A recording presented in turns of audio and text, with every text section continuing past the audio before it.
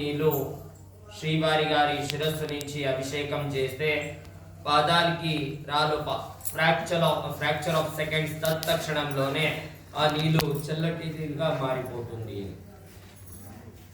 అది ఫ్యాక్ట్ చెప్పాలప్ప అంటే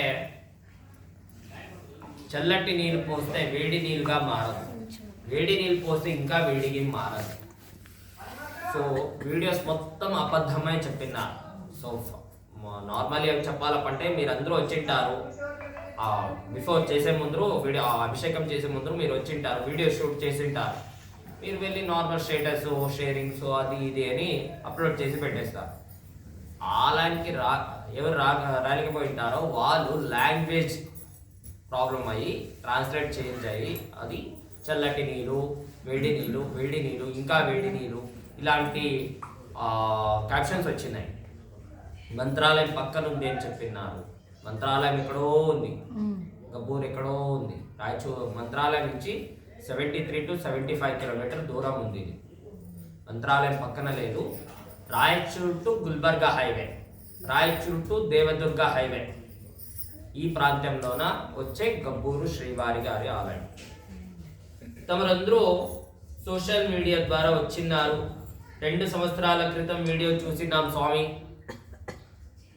6 నెలల క్రితం వీడియో చేసినాము, మొన్న చూసినాము, ఈరోజు రావాలనుకున్నాము, వచ్చేసినాము. మాట అందరూ చెప్తుంటారు. శ్రీవారి గారు మమ్మల్ని ఈరోజు రప్పించుకున్నారు.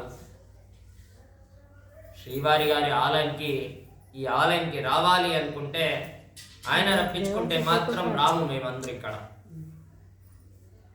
ఈ ఆలయానికి రావాలి అనుకుంటే మనోనియమకమైన రుద్రదేవుడు శివుడు రప్పించుకుంటే మాత్రం ఈ ఆలయానికి వస్తాం. క్షేత్రాధిపతి శివుడు, క్షేత్రపాలక శ్రీవారి.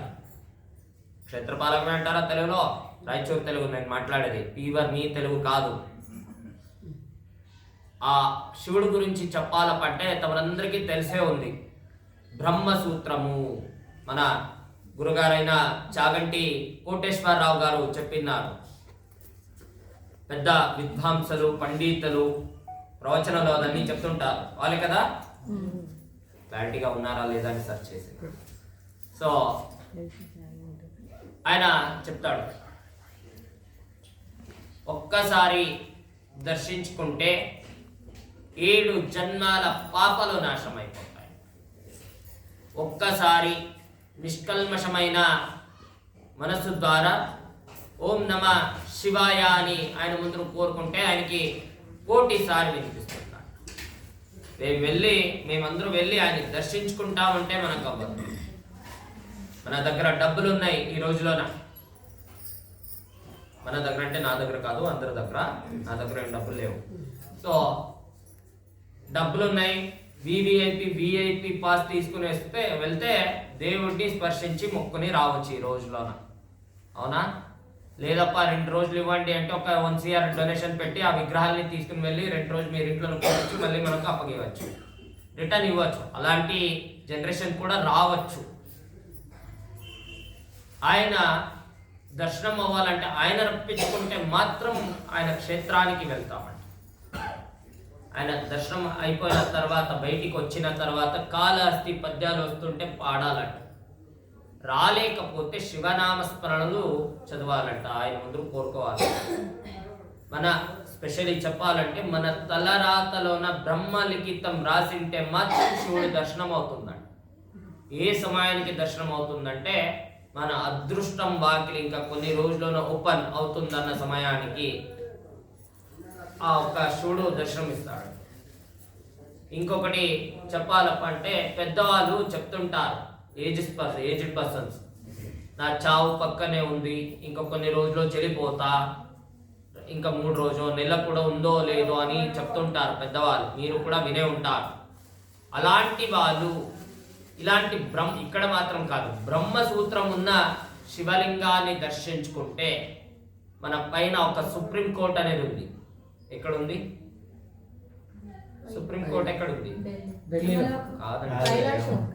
కైలాసం కాదండి, యమలోకం. సుప్రీంకోర్టు వచ్చి యమలోకం. ఓన్లీ డిఫాల్ట్ లాయర్ మాత్రం ఉంటారు అక్కడ, ఆపోజిట్ లాయర్. మన లాయర్ ఎవరు ఉండరు. ఎవరికి తెలుసా లాయర్? చిత్రగుప్తుడు.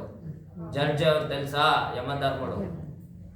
మన ఆలోచనలంతా మన అపోజిట్ లాయర్ గారు చెప్తారు, గురుగారు ఇలా చేసినారు, ఇలా లేదు, అలా లేదు, ఇలా లేదని మన పైన వేస్తుంటాడు. ఆయన పైన ఏం వేసుకోడు, దేవతలు కదా, వాళ్ళ పైన ఏది వేసుకోరు. మన లాయర్ గారు కూడా అలాగే వాళ్ళ పైన ఏది వేసుకోరు, వీళ్ళదే వీళ్ళదే వీళ్ళదే అని చెప్తుంటారు.